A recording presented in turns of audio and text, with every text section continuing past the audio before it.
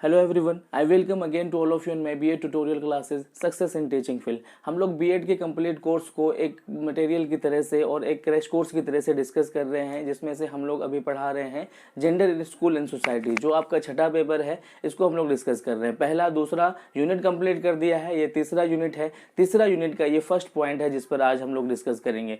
वह पॉइंट है आपका जेंडर एंड एजुकेशन, यानी कि लिंग एवं विद्यालय। लिंग एवं विद्यालय को समझने से पहले मैं आपका कॉन्सेप्ट क्लियर कर देता हूं कि इसमें किस चीजों को समझना है। जेंडर तो आपको पता है कि जेंडर लिंग को कहते हैं। उसके बाद एजुकेशन किसको कहते हैं? एजुकेशन शिक्षा को कहा जाता है। जेंडर के बारे में मैंने आपको समझा दिया है। अगर शिक्षा की बात करें, है ना, अगर शिक्षा की बात करें या जेंडर की बात करें, तो दोनों को समझने के लिए और दोनों का अप्लाई करने के लिए, सोसाइटी में एक पावरफुल बनाने के लिए दोनों का होना जरूरी है।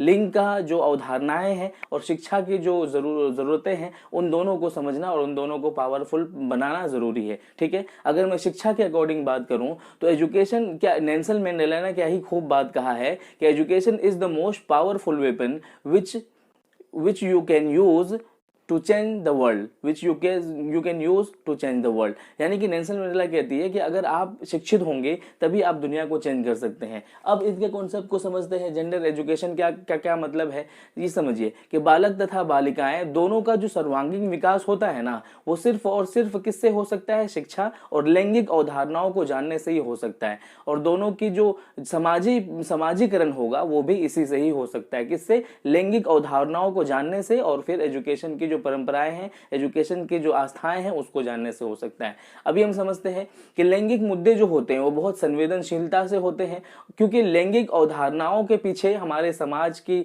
धार्मिक, शैक्षिक, है ना, और आर्थिक, राजनीतिक, है ना, परिस्थितियां काम करती हैं। और लैंगिक मुद्दे जो होते हैं सामाजिक परंपराएं, सांस्कृतिक और राजनीतिक नियंत्रण के प्रतीक स्वरूप माना जाने का कारण उन पर क्या होता है? जागरूकता लाना जरूरी होता है। इसलिए कि ये सिद्धांत बनाए गए हैं, किस लिए? ताकि ये सोसाइटी को समझा जा सके, ताकि इस एजुकेशन को समझा जा सके, है ना। अभी हम देखते हैं कि इसमें और किस किस चीजों की बातें होती हैं, है ना। लिंग तथा शिक्षा जिनके आधार पर हमारा भारतीय समाज संचालित हो रहा है, ये लिंग तथा शिक्षा के सिद्धांतों का एक दूसरे पर प्रभाव है, क्योंकि शिक्षा के द्वारा ही लैंगिक अवधारणा में परिवर्तन लाने का काम किया जाता रहा है ना। लिंग तथा शिक्षा द्वारा ही शिक्षा का जो संबंध होता है, इसी को यूज करके वर्तमान के जो समाजीकरण है इसको सुधारा जा सकता है। इसको क्या कहते हैं? यूज में लाया जा सकता है। और वो लिंग जो भेदभाव को, शिक्षा को खत्म कर सकता है। ये जो लिंग है, लिंग के अवधारणा को अगर जब समझेंगे और शिक्षा को समझेंगे तो इसकी जो क्या कहते हैं डिस्क्रिमिनेशन है, उसको खत्म किया जा सकता है। लिंग तथा शिक्षा के सिद्धांतों का भारतीय समाज पर काफी गहरा असर रहा है। क्यों? क्योंकि ये सामाजिक व्यवस्था का जो है क्या है, सुचारू रूप चलाने का एक सामाजिक नियंत्रण स्थापित करने का कार्रवाई करता है। ठीक है, स्थापित करने का कार्रवाई करता है। अगर सिर्फ एजुकेशन की बात करें तो भारत को क्या कहा जाता है? भारत को ऋषि मुनियों, है ना, मुंशियों का देश कहा गया है। इसीलिए इसको क्या कहा जाता है ना, जगत गुरु कहा जाता है। जगत गुरु कहा जाता है। अभी हम समझते हैं कि ऑब्जेक्टिव ऑफ जेंडर एजुकेशन में किन की बात होगी। ऑब्जेक्टिव ऑफ जेंडर एजुकेशन में किन किन चीजों को क्या कहते हैं, इंक्लूड किया जाएगा। ठीक है, देखिए, ये कहा जाता है कि ऑब्जेक्टिव एजुकेशन में respect to gender is taught in school. ठीक है, फर्स्ट ऑफ ऑल आपको ये समझना है कि ये जो है आपका जेंडर एंड एजुकेशन, लिंग एवं शिक्षा,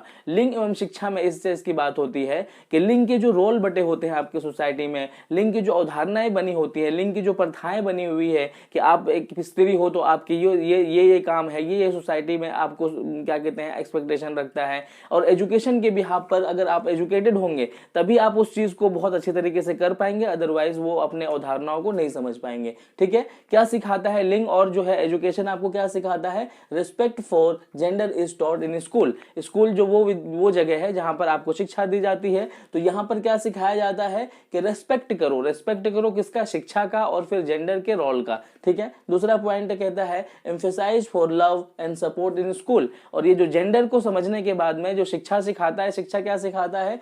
इस पर जोर देता है कि एक दूसरे से लव किया जाए, एक दूसरे से परंपरा बना के रखा जाए और सपोर्ट किया जाए कि स्कूल की अवधारणाओं में या फिर जेंडर के रोल में, ठीक है।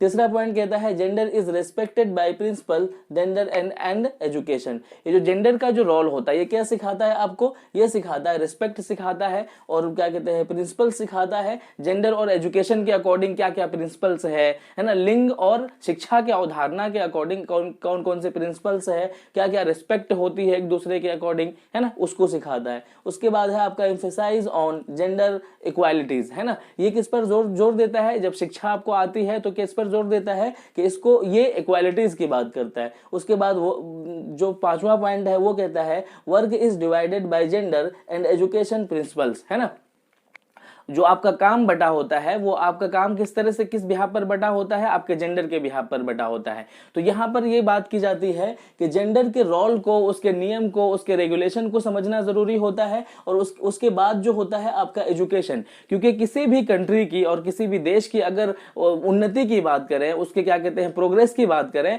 तो वहां पर सबसे पहले क्या देखा जाता है कि वहां की जो लिंग है ना, वहां के जो जेंडर है उसमें कितनी समानताएं हैं, उनके जेंडर को कितना ज्यादा अवधारणाएं दी गई है, उसकी जेंडर को कितना ज्यादा प्रोग्रेस दिया गया है ना, क्योंकि ये माना गया है कि अगर जो भी देश कंट्री गरीब होती है, पुअर होता है, वहां पर यह देखा गया है कि उनकी जो वुमेन है, उसकी जो स्त्री है, उसका जो जेंडर है वो डिस्क्रिमिनेशन बहुत पाया गया है ना। उस डिस्क्रिमिनेशन के बिहाफ पर जिसे एजुकेशन को नॉलेज नहीं दी जाती है, शिक्षा नहीं दी जाती है, उस बिहाफ पर उसका देश भी पिछड़ा हुआ मिलता है। उसके बाद क्या देखा जाता है, एजुकेशन देखा जाता है। यानी कि जिस देश में जेंडर डिस्क्रिमिनेशन बहुत कम होता है और एजुकेशन की जो क्या कहते हैं नॉलेज की जो बात होती है वो बहुत कम होता है, उस देश की जो उन्नति भी बहुत कम होती है। और जहां पर जेंडर डिस्क्रिमिनेशन कम होता है और जहां पर क्या कहते हैं एजुकेशन का लेवल बहुत हायर होता है, इस बिहाफ पर उस कंट्री को भी बहुत डेवलप देखा जाता है। तो इस पेपर में, इस पॉइंट में हम लोग ये समझ रहे हैं, हम लोगों ने ये समझा कि जेंडर डिस्क्रिमिनेशन को किस तरीके से खत्म किया जाएगा, वो सिर्फ और सिर्फ एजुकेशन को सीख करके किया जाएगा।